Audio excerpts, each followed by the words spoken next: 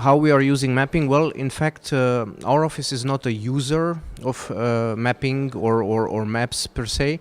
We are more facilitating access to data, to satellite-based data and satellite-based information for producing and for generating those maps. So we are supporting other organizations have access to space technology and use that space asset, use those space-based images for developing their own mapping products. We are also right now chairing the International Working Group on Satellite-Based Emergency Mapping, which is a working group facilitating some kind of coordination and standardization of satellite-based mapping in emergency. So that's our contribution. We are not necessarily map users.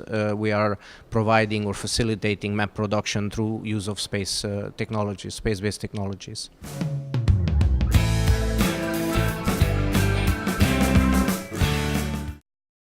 Yes, indeed. At the beginning of the year, at the end of February, we did sign a memorandum of understanding with Digital Globe. This was signed by our office on behalf of the United Nations.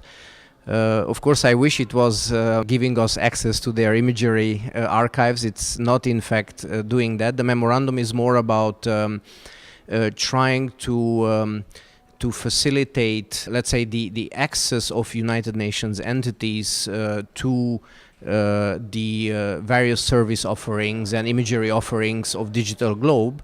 And in that context, we also committed to collect requirements from the various United Nations entities and to summarize them and to work with Digital Globe in making that imagery and those services they are offering, that very high resolution imagery, more accessible to the various UN entities, and looking at how online services, how disaster response can benefit from these offerings of Digital Globe, something that was not so easy and how should I say, evident in the past. So our agreement, our MOU is more about strengthening collaboration between Digital Globe and the United Nations through this public-private partnership approach in facilitating better access of UN entities in the future to those data archives and those services. And this is work in progress. We are working on it. We are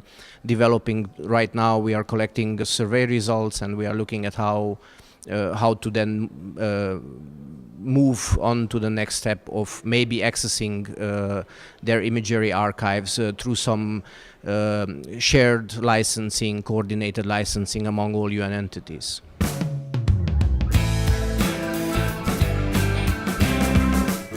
Well, of course, UNHCR is primarily mandated to support refugees on the ground.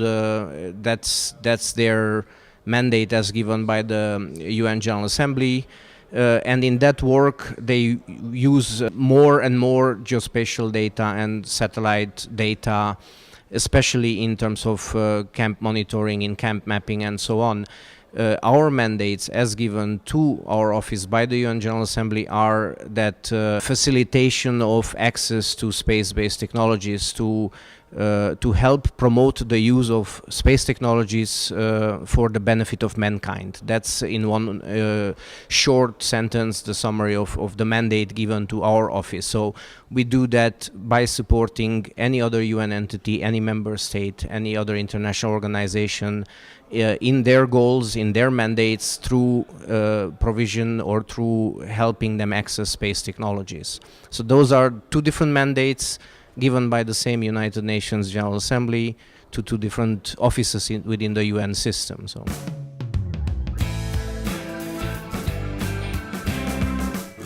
UNOOSA is not directly, let's say, involved in the refugee crisis per se. As I also presented today, our work is more facilitation of access to various space technologies. If those apply in such a situation, or if a specific UN entity or other international organization would request our office for support in accessing high-resolution imagery, for example, for their mapping efforts, then we would of course happily support that to the extent we can within our own resources. We have so far not had such a request, so I can't say that we are directly involved in supporting in any way the ongoing refugee crisis, but that's of course up to those who need our support to request it. So we will be happy to help if needed.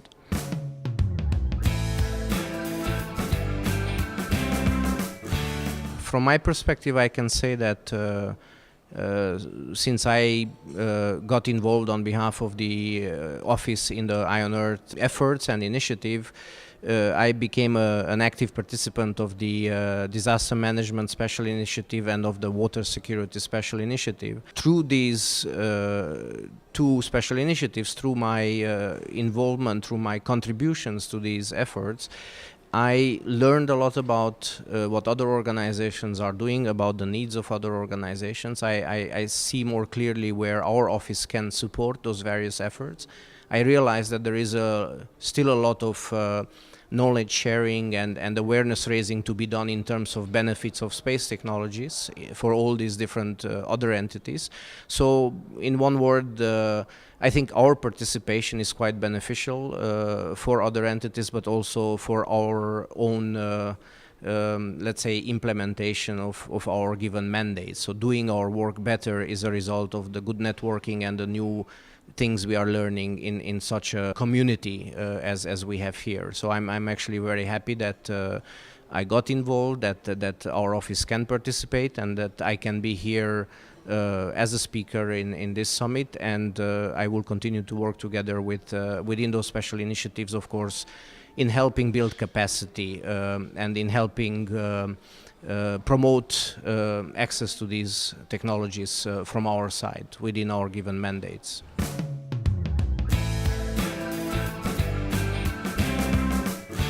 That's a very good point related to the Sustainable Development Goals. As you all know, we just had them adopted a few days ago at the United Nations General Assembly meeting in New York. Our office has been actually instrumental in developing a number of background documents and reports as we were preparing for the launch of these new Sustainable Development Goals. And we ensured that a lot of these documents have made specific reference to the benefit of space technologies and geospatial information in the context of how the Sustainable Development Goals will be monitored and how those indicators will be measured.